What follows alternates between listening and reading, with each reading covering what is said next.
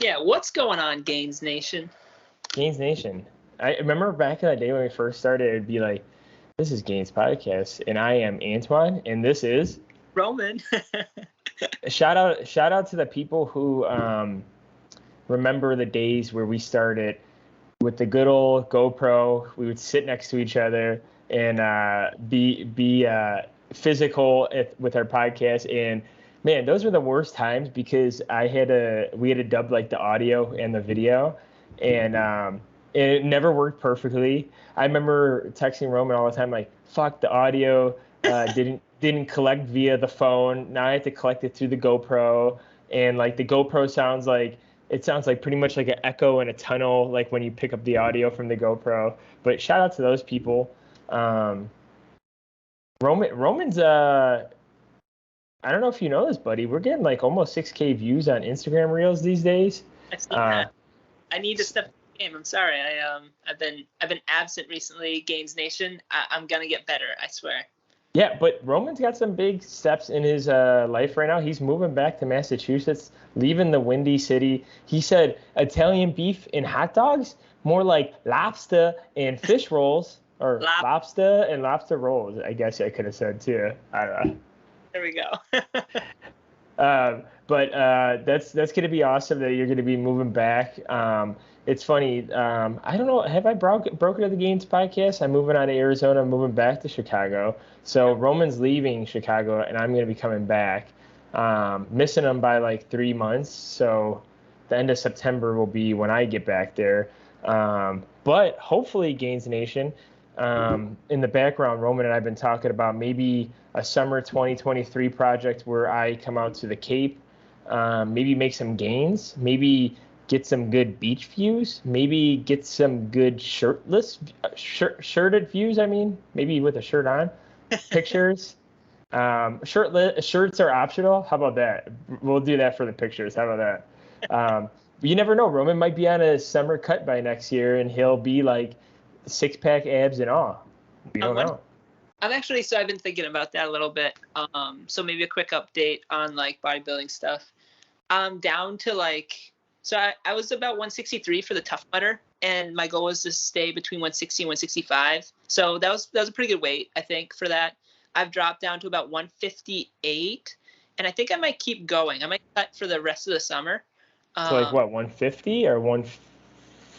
Probably, I'm thinking just like something very modest, 1 to 2 pounds per month. So July get down to about 156, and August get down to about 154, and see how September shapes up and how everything looks.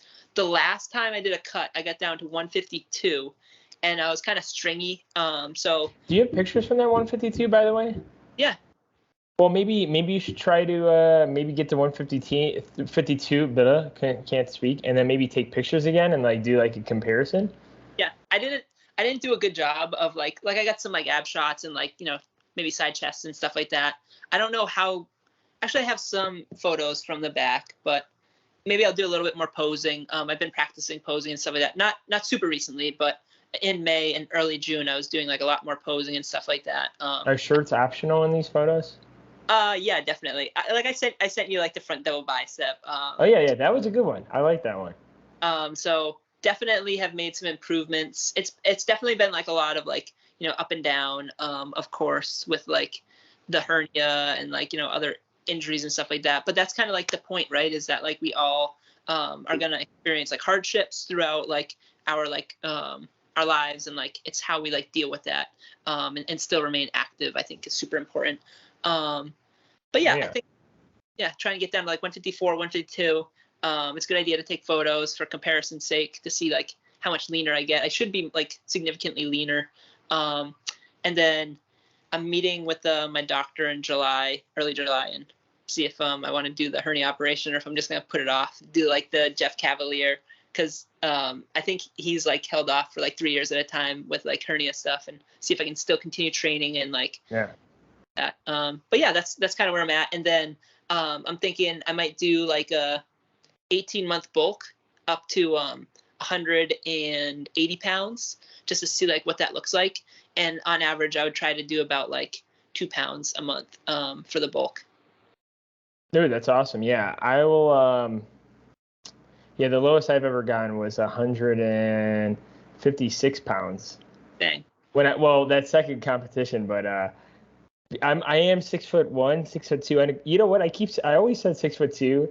Sam and I did do measuring without my shoes on, and it read 6'1", guys. I'm sorry to say, I've been lying to you guys this whole time.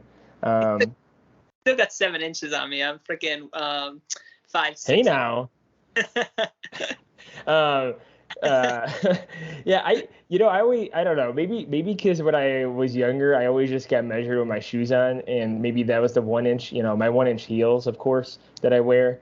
Um, but yeah, I did get down to 156, but I feel like your 152 is probably like my one, like maybe like 172, 175 ish, maybe with the height difference. So I would like to see that because, like, yeah, maybe one of these days we could still do a bodybuilding show or something just for shins and grins, like Roman would like to say. Yep, Um, super cool. Yeah.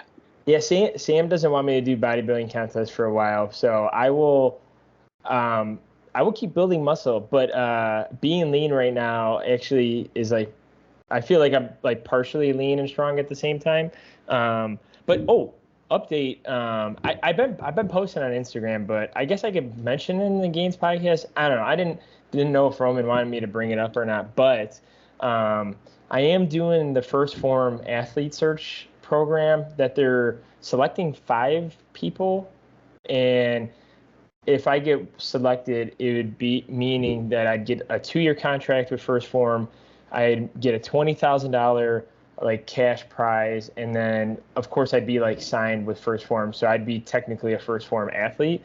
So I'm trying my best to do as much as possible for that. Like I've been trying to post every day. Like obviously like Roman says, like he's been bad about it, but pretty much I've been trying to do it because I'm hoping to see if I can win this thing. Trying to put my efforts towards it because it would allow to like invest like overall like what we want to do. Like Sam and I still want like a DSLR. We want like a digital like SLR lens for camera for filming because like we only have like a little GoPro and like it'd be nice to like be able to film stuff more again.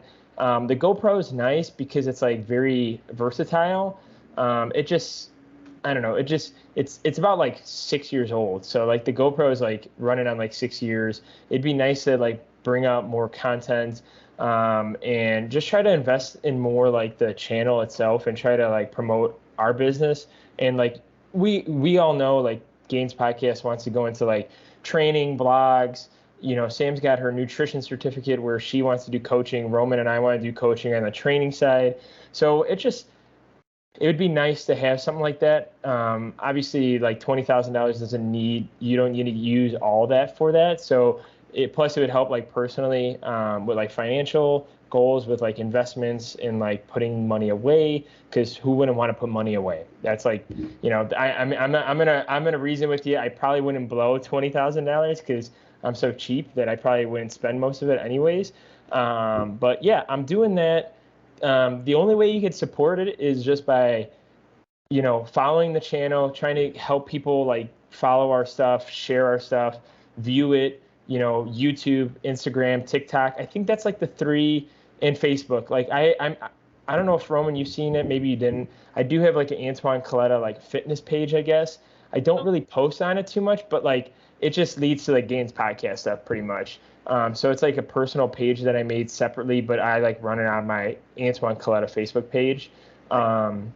So if you visit like Facebook, TikTok, Instagram, YouTube, just try to do as many like comments, likes, share with like your friends and family. I obviously know we ask every time we post a video, but it doesn't hurt to ask like one more time. And then like try to get some more like interaction with us because it was pretty awesome. After my 17-mile run, First Form actually messaged the Gainz podcast page, I think, or maybe my personal one. And they said like nice work. Like, so it seems like they're pretty active with like kind of seeing everything going on. So that'd be pretty cool. I that'd be really awesome. I couldn't imagine like, cause the goal of Roman and I is like, we really wanted to put like a passion with like the price tag and like the money thing, because we love helping people so much. Like it wouldn't hurt to help and try to make money off this thing, because like this is what we do outside of Gainz podcast. Like after this podcast, I bet like Roman and I are going to listen to a podcast. Like I'm listening to Dr. Rhonda Patrick about like, like heat shock proteins, and more about like her last conference she was just at. And I just started that. So I'm going to be listening to that probably after the gym. Roman's probably might reading like an article like recently that's been posted, that's been published. So it's like all this stuff that we've been trying to do for the last like 10 years plus, and like been researching and learning all this stuff to help people. So I know I just rambled on a little bit. Roman, anything you want to add to that, buddy? Before I didn't even ask you the question I wanted to ask on the podcast yet, but go ahead if you have anything. And I feel like it's a lifestyle for us too, and I think that's kind of that, like we embody physical. Like I wake up, I'll have like my first cup of coffee, and then I go for a walk or something along those lines. I might start my day off with like, the first half of my workout, and I'll finish it in the afternoon. And I can't wait to get out of work so that I can like do something else physical, whether it's like when I'm home in Massachusetts, like I go for a walk with like my brother or the dogs around the bogs, for example, or we might hit up the gym, or we might go for a bike ride, or I might go rollerblading or something like that. But yeah, I find the most like joy and like happiness in my life in like being physically active, like going out in nature and like doing a hike, that kind of thing, like bodybuilding. I love bodybuilding. I'm really glad like that was an amazing outlet for me while I was in Chicago, because I don't think I'm fit to be like I mean, I'm fit, but I I don't think I'm fit to be like a city person. Antoine and I, we have friends that like they love like hopping around the city. Like they're always in the know. They do their morning coffee run. They get their lunch out. They go out for drinks like every night type dealio. I'm not like built like that. I like more like privacy, like a quieter lifestyle. So I'm kind of excited for that. But yeah, I'm always looking to like the next thing. Like one of my buddies from back home, he was texting me about like a Spartan race that he wants to do in the fall. And I'm like, oh, man, I really want to do it, but I also don't know if I should like get this like surgery done and whatnot. So I'm kind of like just waiting for that to make the. But I'm always excited about that kind of stuff. And Antoine's like planning out like months and months and months, like 9 months plus in advance for training for a marathon. Yeah, like 9 or 10. Yeah. So yeah, we just like. We love like doing these kind of things, learning about how to like become better, more like proficient in this, like hydration, like lifting techniques, like programming, all these different things. And then, one of our passion projects is like sharing that with all of you, bringing that to you, sharing that knowledge to the best of our ability. So yeah, it's been super fun. Yeah. Yeah. I mean, we've been doing this now for what, 2 years now, 2 years plus. Coming up on 3, I think. Yeah, November would be like 3 years or something. Or Yeah. So it's like obviously we do this on the side. It's not super hard on our lives to do this, but we just want to keep doing it. And one of my buddies told me about this, and he's like, well, why don't you do this? I mean, you already have like a podcast, and like you already kind of do this like every single day. And you're like, you're a pretty consistent guy. And I'm like, sure, why not? So, yeah. And like, obviously like Roman kind of brought up, like, hopefully I record it, but like I'll like record like how the marathon like went and whatnot.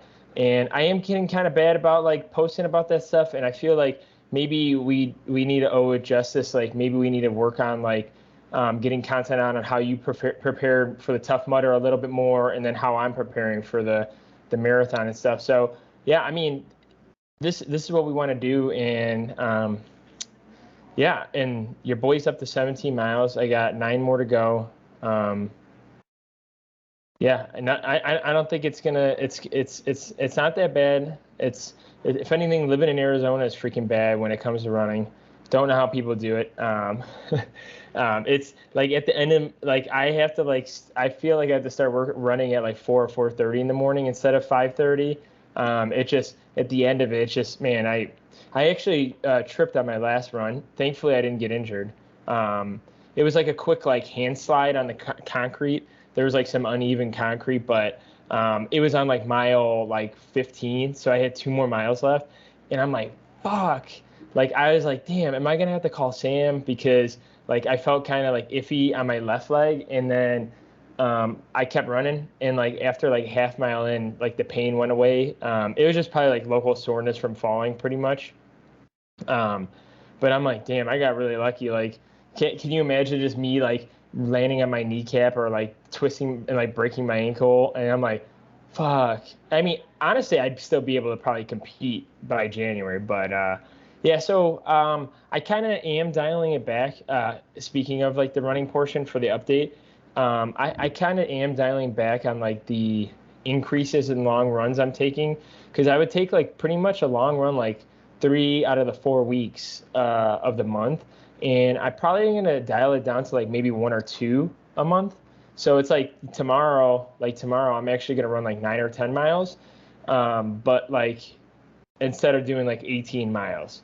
So and then tomorrow I'll do like 9 or 10 miles, and then maybe the next week, because I am flying back to Chicago, I'll see how I'm feeling by Tuesday, because I'll run Wednesday mornings, but it'll either be 18 miles next week or maybe like another 9 or 10 miles.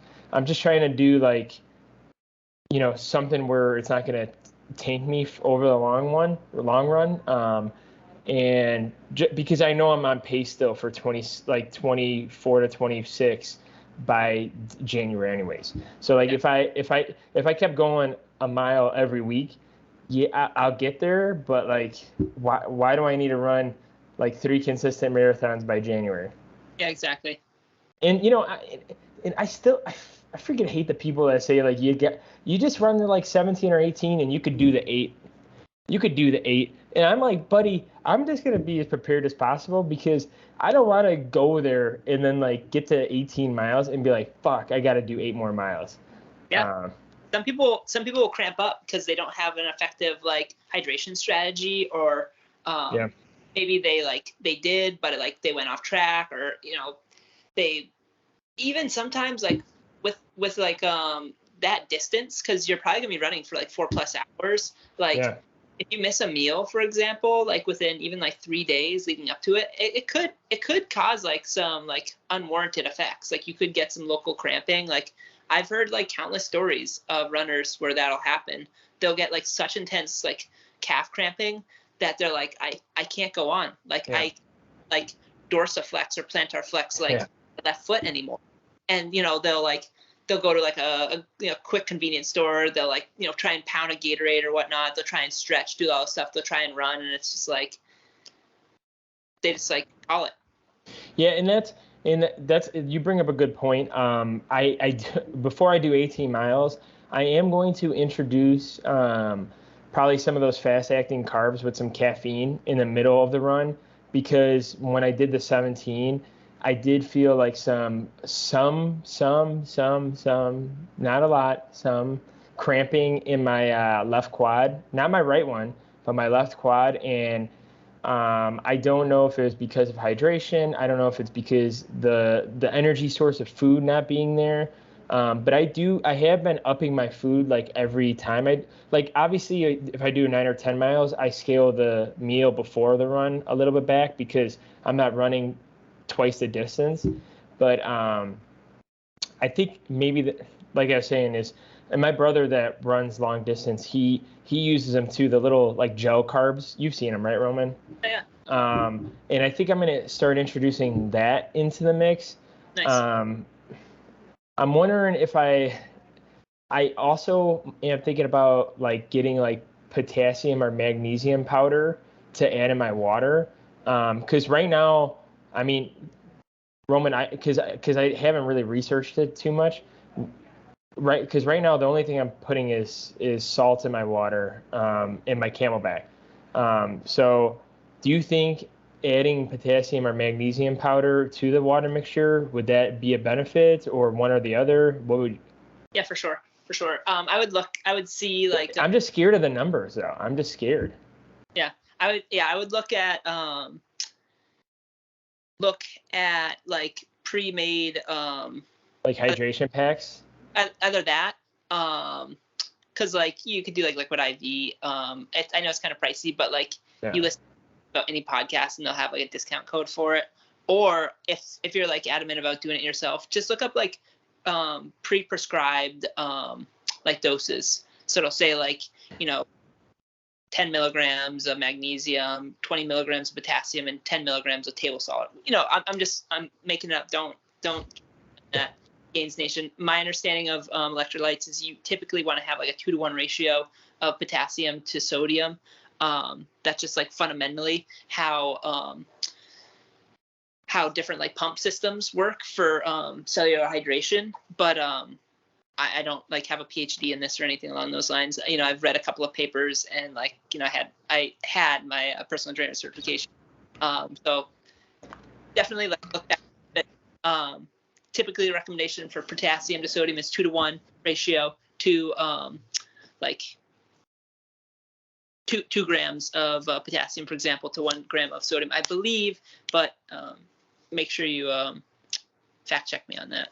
Yeah, so that I think I'm gonna do some research and then maybe because it is cheaper.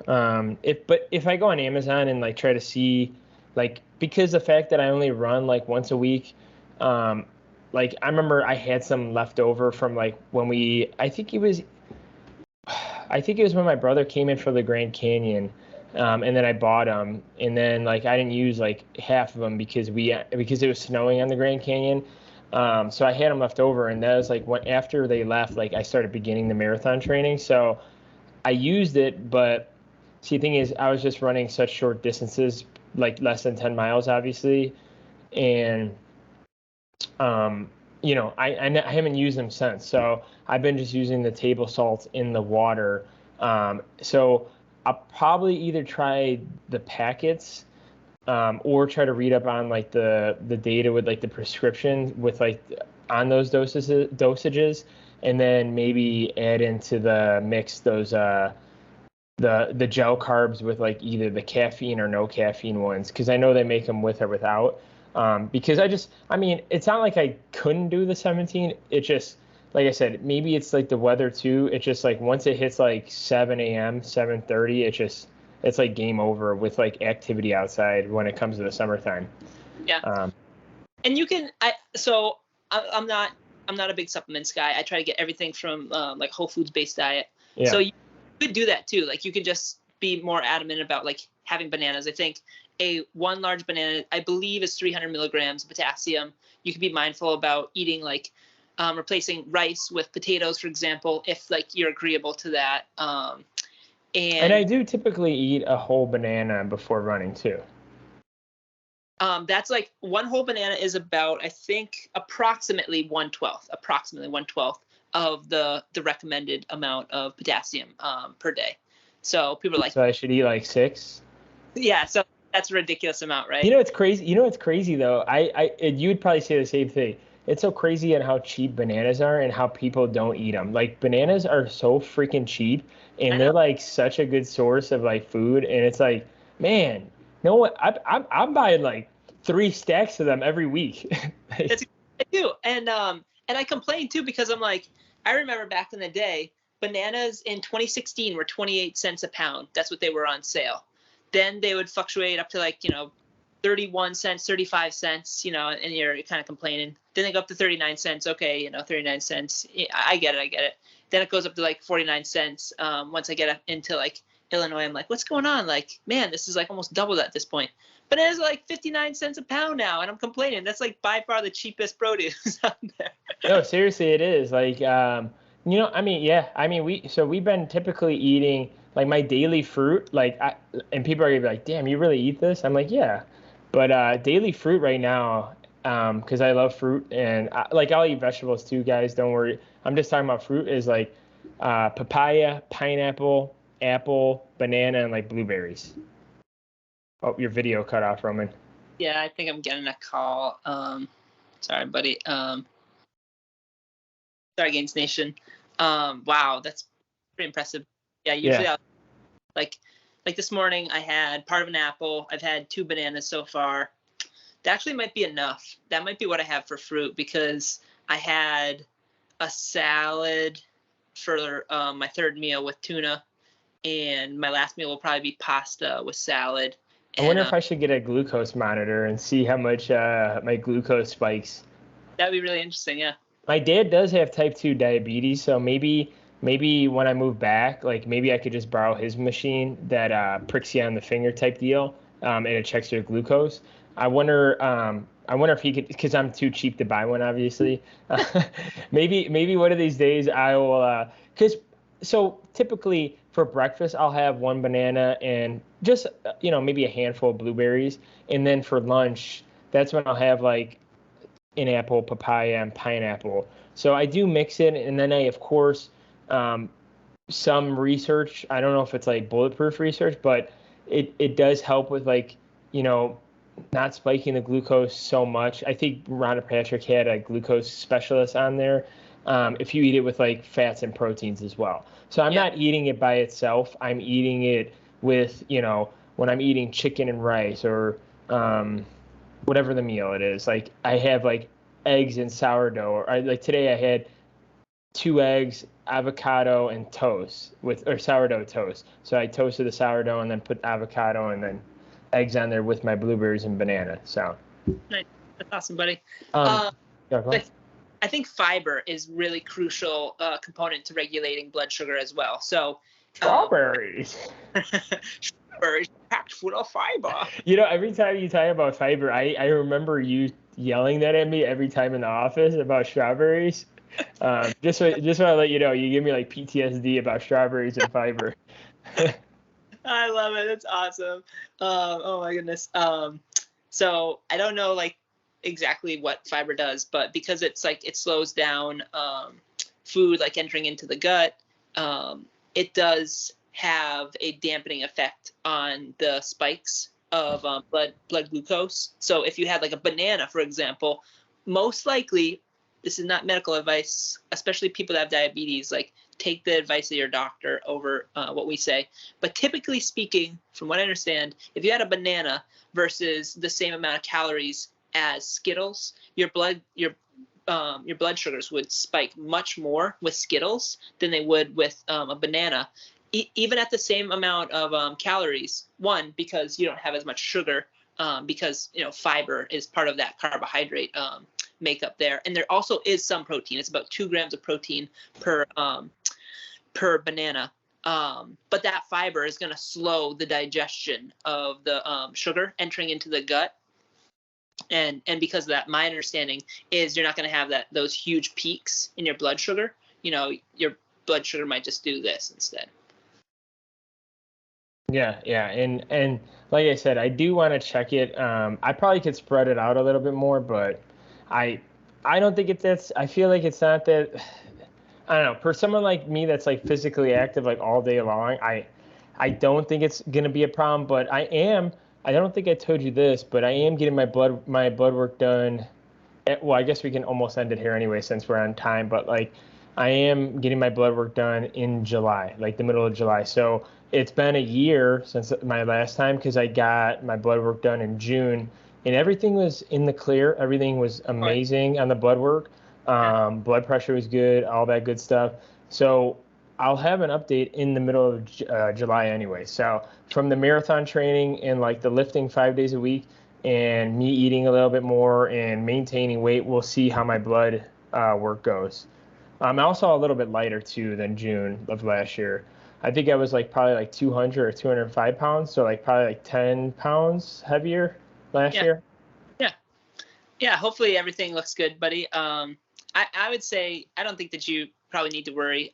Obviously, default to what your doctor says, but your muscles could probably use the amount of like glucose you give them for like carbs. So you probably don't have to worry about it. You seem like a healthy body weight. I know.